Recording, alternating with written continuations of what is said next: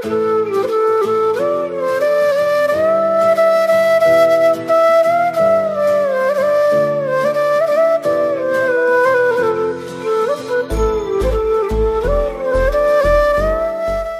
Everyone, welcome back to my channel. আজকের ব্লগটা কিন্তু সম্পূর্ণ সরস্বতী পুজোর উপরেই আমি রেখেছি। আমাদের বাড়িতে কিভাবে সরস্বতী পুজো আমি করেছি তারই একটা সম্পূর্ণ ব্লগ তোমাদের সাথে শেয়ার করছি।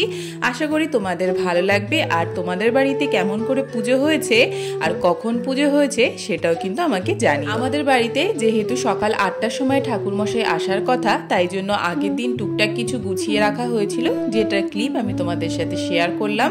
এখন আমি আর মা দুজনেই সকালবেলা ঘুম থেকে উঠে হলুদ মেখে স্নান টান সেরে এখন চলে এসেছি ঠাকুর পুজোর ঘরে। মা ফল ঠল সমস্ত কেটে দিচ্ছিল আর দুজনে মিলে বেশ মজা করেই কিন্তু পুজোর আয়োজনে লেগে পড়েছিলাম। আর পুজোর আয়োজন করতেও বেশ কিন্তু ভালো লাগে। তো আমি ভাবলাম সম্পূর্ণটাই যতটা আমি পারছি ততটা তোমাদের সাথে শেয়ার করি। আশা করছি তোমাদেরও ভালো লাগবে। যেহেতু সকালবেলাতেই ঠাকুরমশাই আসবে বলেছে, তাই জন্য মা ফল ঠল কেটে গুছাচ্ছিল আর আমি ঠাকুরের নৈবেদ্যটা বেড়ে নিচ্ছিলাম। তারপর সমস্ত মোয়া মিষ্টি সমস্ত থালায় বেড়ে সবকিছু গুছিয়ে একদম রেডি রাখছিলাম, যাতে ঠাকুরমশাই এসে আর কোনো রকম দেরি না হয়। তো মোটামুটি আমাদের কিন্তু গোছগাছ হয়েই গেছে। চলো দেখতে থাকো।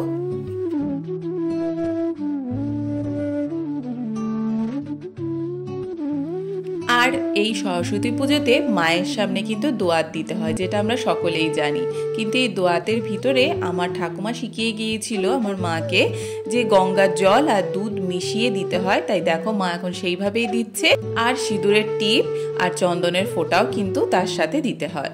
তো ঠাকুর মশাই একদম টাইম টু টাইম চলে এসছে। তোমরা এবার পুজোটা একটু দেখে নাও। এত সুন্দর পুজো করেছে যে চোখ ফেরানো যায় না। এত সুন্দর স্তোত্র পাঠ।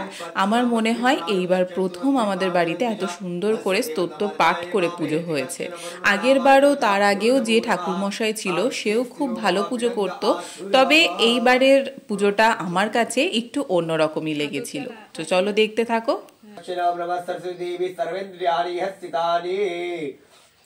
ओम श्री विष्णुर्पुंडरीकाक्ष पुनातु मां ओम कर्मं स्थूलधनुं ओम नमः कर्मं स्थूलधनुं गजेन्द्रभद्रं लंबोदरं। আর আমাদের বাড়িতে কিন্তু পাড়ার অনেকেই এসেছিল অঞ্জলি দিতে। যেহেতু সকাল সকাল পুজো হয়েছে, তাই জন্য সবাই চেয়েছিল সকালে পুজো হয়ে যাওয়ার পরে সবাই সবার নিজের কাজে ব্যস্ত হয়ে যাবে। তাই অনেকেই এসেছিল পাড়ার ভাই বোনেরা।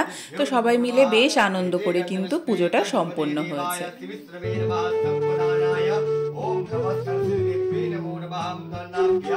পুজোর কিন্তু অনেকটা এগিয়ে গিয়েছে। এখন আমরা সবাই মিলে কিন্তু অঞ্জলি দিচ্ছি।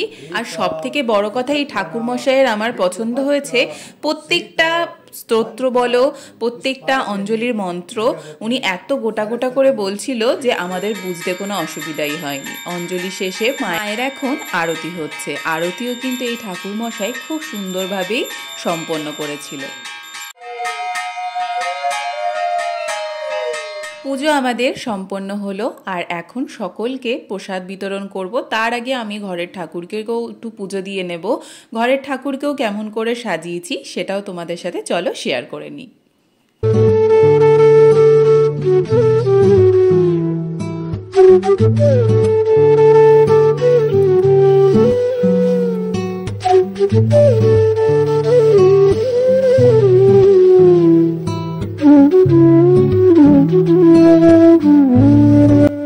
তোমাদের সাথে আমি আমার ঘরের ঠাকুরের সিংহাসন আগেই শেয়ার করেছি।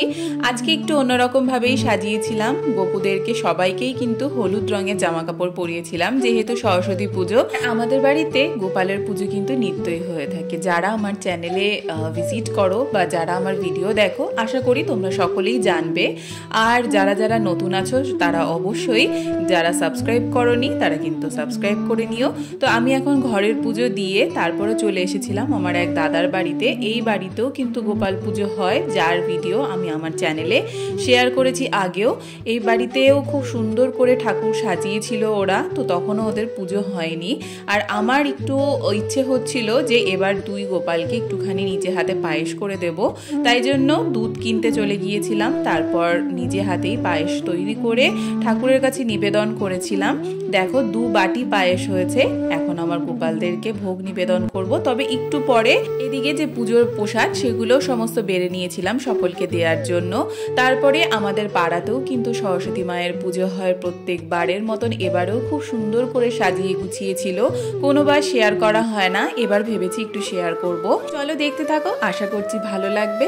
আর এদিকে এসে রান্নাবাড়ি জোগাড়জান্তিও কিন্তু আমার মা শুরু করে দিয়েছে। আমি গিয়েছিলাম পাড়াতে একটু গোছগাছ করতে, এসে দেখছি মা খিচুড়ি, পনির, চাটনি, পায়েস এগুলো তৈরি করেছে। আর সাথে কিন্তু বেগুন ভাজাও ছিল। আর রান্নাবাড়ি তো খুবই ভালো হয়েছিল। আর এরপর আমি চলে এসেছিলাম ঠাকুরের কাছে ভোগ নিবেদন করতে। তোমাদেরকে আমি আগেই বলেছি যে আমি একটু পায়েস রান্না করে দিয়েছিলাম গোপালদেরকে দেব বলে। আর তারপরে একদম সোজা চলে আসলাম আমাদের যেখানে পাড়ায় পুজো হয়েছে সেইখানে আমাদের খাওয়ার অ্যারেঞ্জমেন্টও সেদিনকে রাত্রিবেলা করা হয়েছিল। একটা পিকনিকের মতন করা হয়, পাড়ার সমস্ত লোক সেখানে কিন্তু ইনভাইটেড থাকে। তো সমস্ত পাড়ার দাদারাই রান্না করে। তো মেনুতে ছিল বাসন্তী পোলাও, নবরত্ন কারি, আলুর দম, চাটনি, পাঁপড়, পায়েস আর মিষ্টি। রান্নাবাড়িও খুব ভালো হয়েছিল। দেখো এখন সমস্ত পাড়ার লোকরাও কিন্তু বসে পড়ে খেতে। আর পাড়ার সমস্ত লোকরাও কিন্তু খুব আনন্দ পেয়েছিল আমাদের এই অ্যারেঞ্জমেন্টে। প্রত্যেক বছরই এই অ্যারেঞ্জমেন্টটা করা হয় যেদিনকে সরস্বতী পুজো সেদিনকেই। আর আমাকে দেখে নাও, আমার তো মনে হচ্ছে যেন ভীষণ ঠান্ডা লেগেছে। আসলে সেদিনকে সকালবেলা স্নান করার দরুন আমার শরীরটা খুবই খারাপ ছিল, তাও আমি যতটা পেরেছি ওদের সাথে একটু হেল্প করার চেষ্টা করেছি।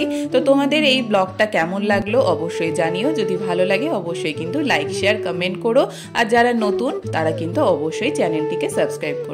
টাটা।